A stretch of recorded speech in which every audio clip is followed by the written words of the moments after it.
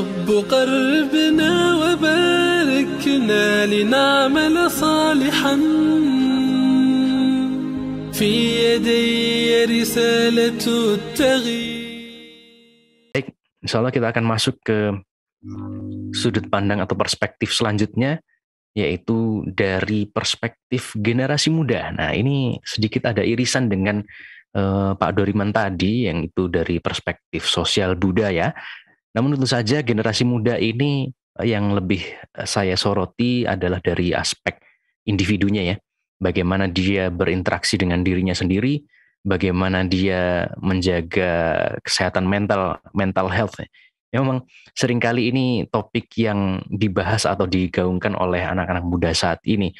Jadi seolah-olah ketemu masalah ini, ketemu masalah itu, yang sebenarnya bagi orang-orang generasi kolonial yang biasanya dikatakan seperti itu ya, itu bukan suatu masalah yang berarti atau masalah yang besar, tapi bagi anak-anak sekarang ternyata sudah cukup untuk membuat mereka itu tumbang.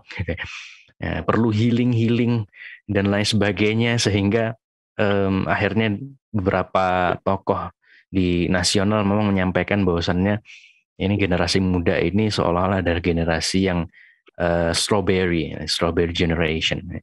Ya, karena memang di dunia saat ini berlaku sekali, atau juga begitu maraknya penggunaan gadget ya, penggunaan teknologi, yang mana dari sana itu mengalir terus-menerus informasi yang berbeda dari waktu ke waktu dalam waktu yang sangat singkat sekali, 15 detik, 30 detik. Dalam salah satu sosmed itu informasi itu berganti gitu ya.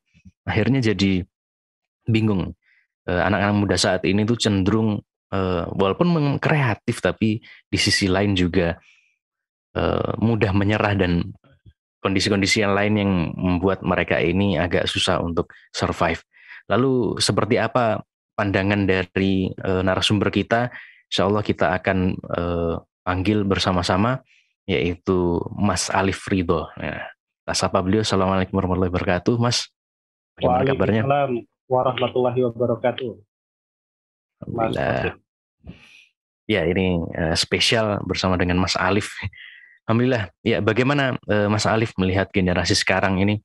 Kemudian juga ada yang ansos ya, antisosial, karena memang sudah mencukupkan diri interaksi melalui gadget ya.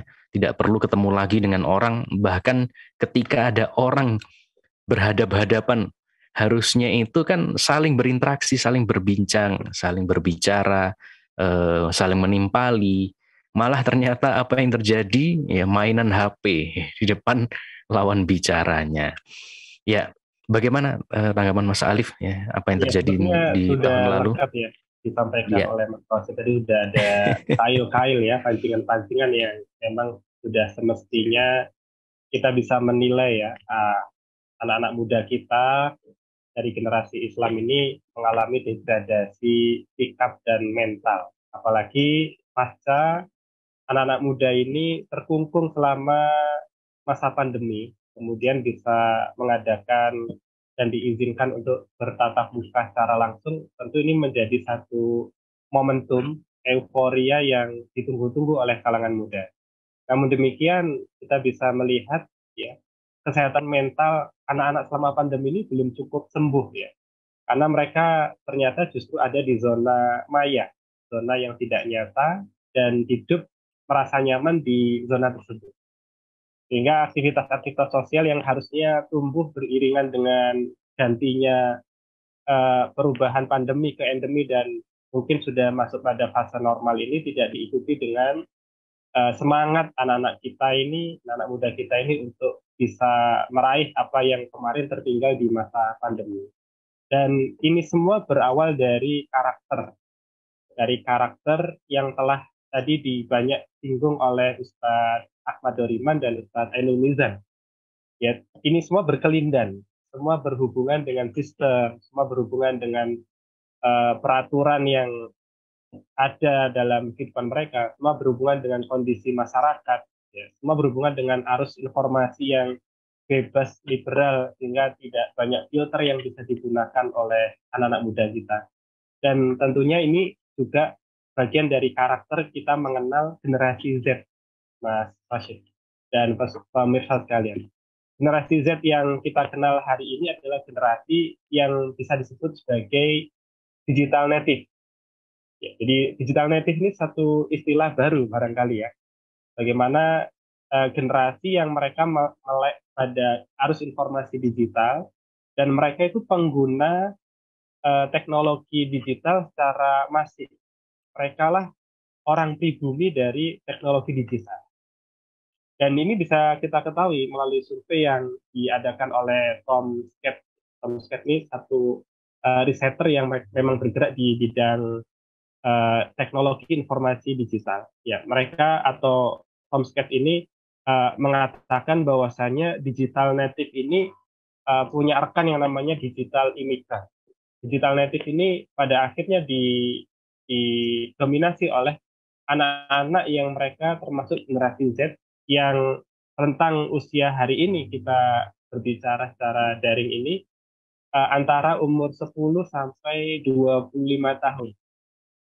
Jadi mereka yang lahir pada awal tahun 2000-an, itulah mereka yang barangkali disebut sebagai generasi Z. Yang karakter mereka memang di satu sisi ada hal yang positif, mereka mampu menjawab tantangan zaman dengan bisa menggunakan sosial media, bisa menggunakan berbagai aplikasi, ya, bisa kemudian berinteraksi dengan dunia maya yang mereka sudah tidak asing lagi. Tapi di sisi lain, generasi Z ini adalah generasi yang memiliki pola pikir global, namun realitasnya lokal. Jadi pola pikirnya itu global karena mereka bisa mengakses informasi di segala wilayah dunia melalui dunia digital. Namun, dia merupakan generasi yang tadi disebut oleh Mas Radit antisosial, yang agak kesulitan ketika harus berinteraksi secara langsung dengan lingkungannya. Dan generasi Z ini adalah generasi yang paling sering mengungkapkan apa yang mereka rasakan di sosial media. Jadi ini agak berbeda dengan apa yang mungkin menjadi karakter generasi sebelumnya ya, atau generasi yang tadi disebut kolonial ya, secara bahasa popnya begitu. Generasi sebelumnya generasi milenial atau generasi alpha yang lebih banyak menyimpan informasi pribadinya dalam ranah privasi, tapi tidak dengan generasi Z yang begitu vulgar memberitakan segala sesuatu yang berkenaan dengan dirinya. Bahkan mereka tidak punya batasan, tidak punya value, ya, nilai apa yang disebut dengan pantas dan tidak pantas.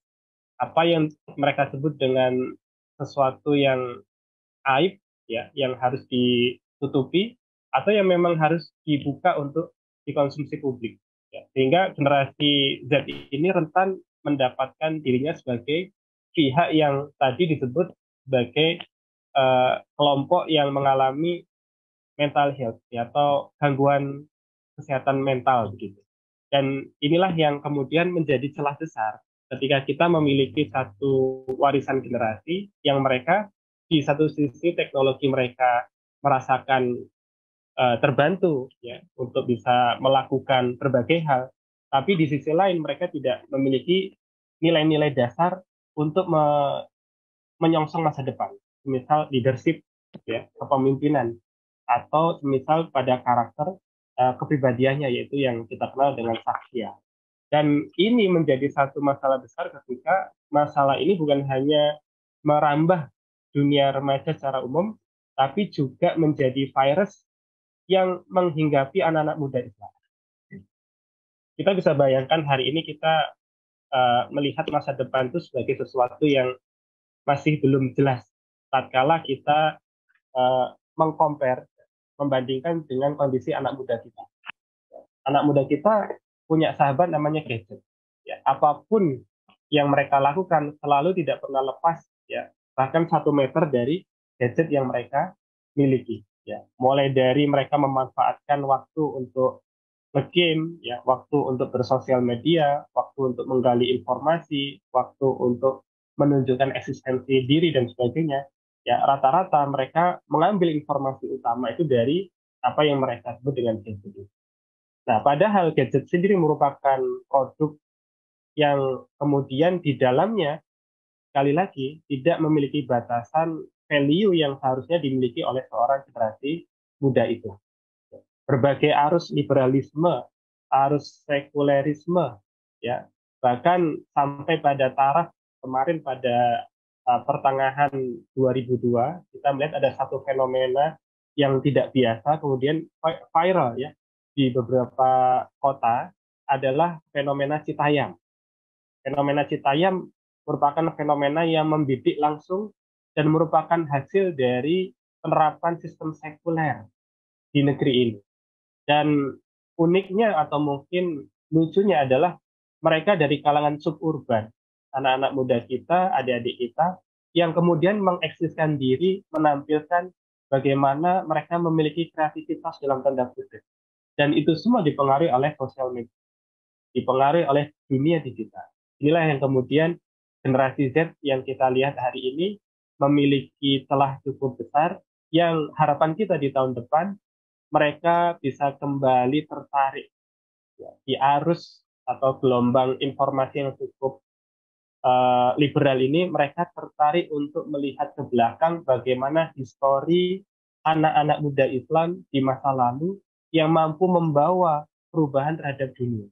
Dan ini tidak mungkin terjadi ketika tidak ada peran dalam hal kolaborasi usia pembenahan generasi kita hari ini.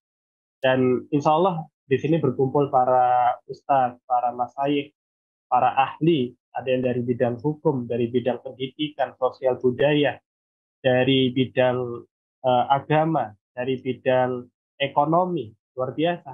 Ini perlu kita komposisikan seperti ini untuk merumuskan bagaimana cara merangkul yang tepat anak-anak muda kita. Sebagaimana dulu komposisi umat terbaik yang Allah puji di dalam Al-Quran, kuntum khaira ummah, kalianlah sebaik-baik umat. Siapa yang dimaksud kalian? Bukanlah kita, kalau kita terlalu GR, bukan kita sebetulnya. Ayat itu menyebut tentang kondisi umat Islam di masa awalnya, yang mereka terdiri dari komposisi anak-anak muda dan orang-orang tua dalam satu majelis nabawiyah, dalam satu majelis ilmu, di mana mereka digodok oleh Rasulullah dalam sakofa Islam yang demikian rupa sempurnanya. Kemudian lahirlah mereka menjadi sosok-sosok yang di kemudian hari memiliki nama-nama besar untuk menyumbangkan peran mereka, potensi mereka, mempertahankan dan memperjuangkan tegaknya syariah. Dan inilah komposisi yang akan kita tiru, kolaborasinya para ahli, ya, berkumpulnya para ahli untuk merumuskan satu aktivitas yang menarik bagi anak-anak muda kita untuk melihat dan menengok sebentar sejarah masa lalu umat Islam, yang tentunya tidak lepas dari peran anak-anak muda. Insya Allah ya, kita melihat anak-anak muda Islam, khususnya di Indonesia, dengan kacamata optimis. Karena gelombang hijrah sudah mulai terlihat hari ini. Masjid-masjid sudah mulai membuka pintu terhadap anak-anak muda menduduki ketakmiran, menduduki organisasi remaja masjid. Yang ternyata dengan hadirnya anak-anak muda ini muncul program-program edukatif, program-program sosial, program-program yang sifatnya politis, yang kemudian bisa mewadahi skill anak muda untuk unjuk diri dalam peran membangkitkan semangat memperjuangkan Islam. Dalam konteks dakwah, kita melihat banyak sekali media sosial, baik secara individual maupun komunal, yang itu juga dimanfaatkan untuk menyuarakan semangat ya memperjuangkan Islam di ranah anak-anak muda. Nah, optimisme ini yang harus kita jaga agar anak-anak muda kita ini bisa tumbuh, bisa kemudian bergerak dan bermekaran dalam nuansa semangat memperjuangkan Islam. Begitu Mas Wasid, harapan kami dan harapan kita semua, insya Allah juga akan menjadi satu hal yang kita wujudkan bersama. Terima kasih dari saya. Wassalamualaikum warahmatullahi wabarakatuh. يا رب قربنا وباركنا لنعمل صالحا في يدي رسالة التغيير.